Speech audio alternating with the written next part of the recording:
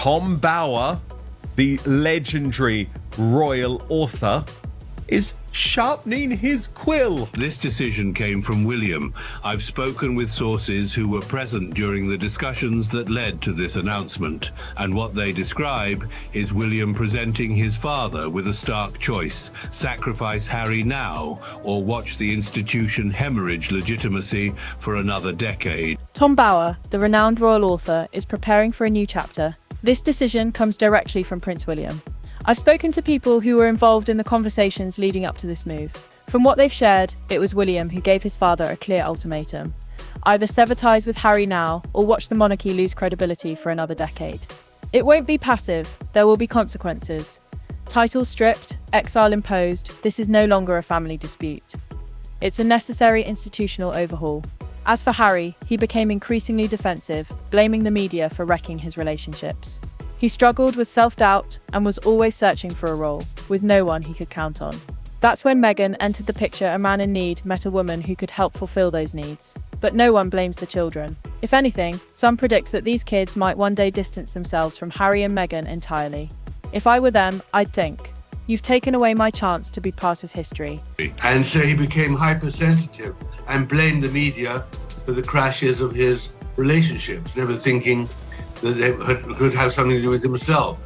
So he's a very complicated, depressed, unintelligent man who is seeking a role and has got really nobody on whom he could rely, which is in the end where Meghan stepped in. I mean, a needy man met a woman who could help him with his needs. To meet the greatest monarch of all time, Queen Elizabeth II, you can't monetize private family matters and expect the institution to protect you.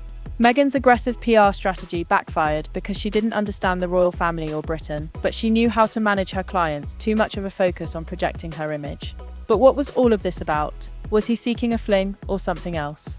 It seems, after all, that Meghan lacks any real depth or originality.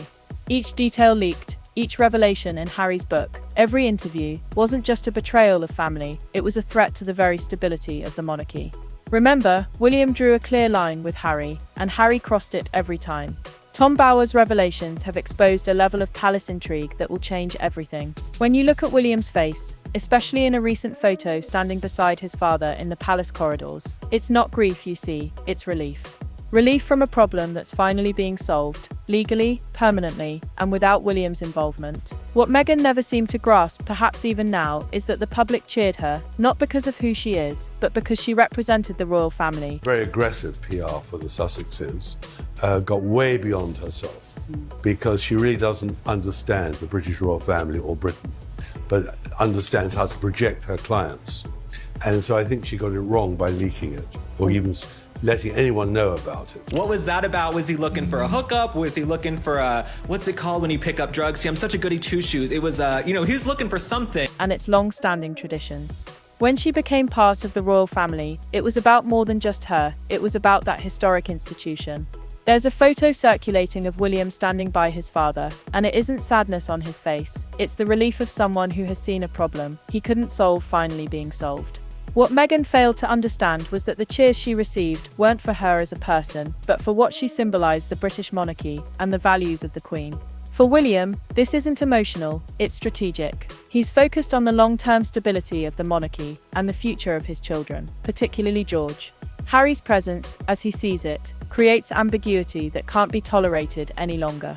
Bower describes how Charles, after months of personal anguish, reluctantly agreed with William's plan. But remember, Prince William set Harry these very, very clear red lines, and he crossed every single one of them. This isn't diplomacy, it's a drastic decision with lasting consequences. Bower argues that this choice is being driven by William, not Charles, and it has come down to one harsh reality: either protect the monarchy's legitimacy or let it bleed out. The royal family is set to formalize Harry's position, not in an ambiguous or temporary way, but in a way that will leave no room for doubt. Harry will be removed from all future constitutional planning.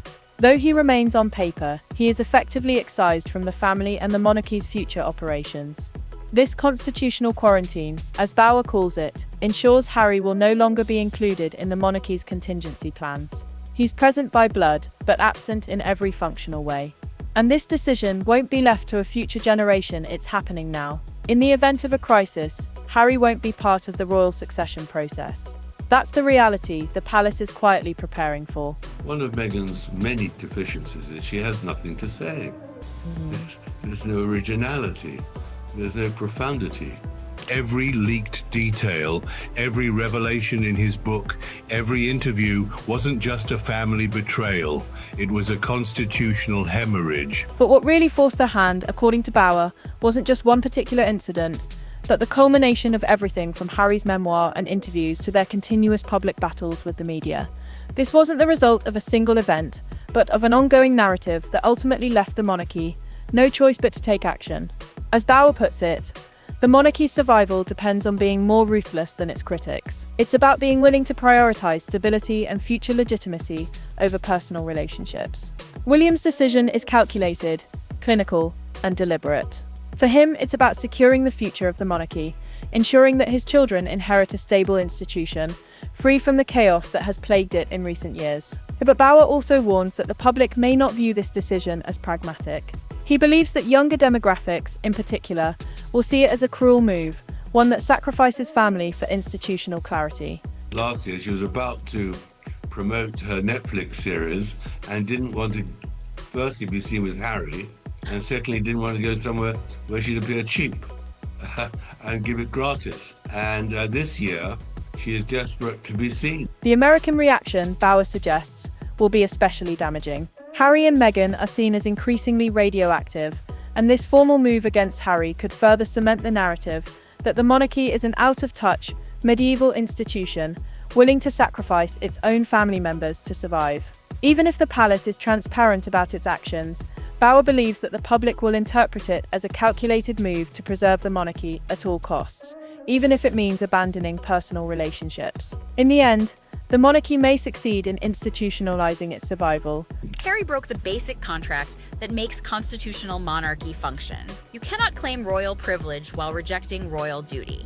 You cannot monetize private phone calls, family conversations, and intimate letters, then expect the institution to shield you from the consequences. A documentary on his mother would be, by him, surrounded by all of these yes people. It would be totally inaccurate. But it will come at a cost. The question is whether the public will see this as necessary or as a betrayal of human decency. The monarchy's ability to command true affection depends on its perceived humanity, and once that's lost, it could be hard to recover. Bauer argues that this will be a moment of reckoning for the monarchy, a decision with long-term consequences, and it's a choice that's now made institutional clarity over familial warmth. The public will judge whether that was the right call, or whether it's a self-inflicted wound that might cost them more than they realize. The future remains uncertain, but one thing is clear: Harry is no longer part of the monarchy's immediate future. His position has been legally removed, and now it's a matter of waiting to see whether the monarchy survives this drastic change, or whether it becomes its undoing.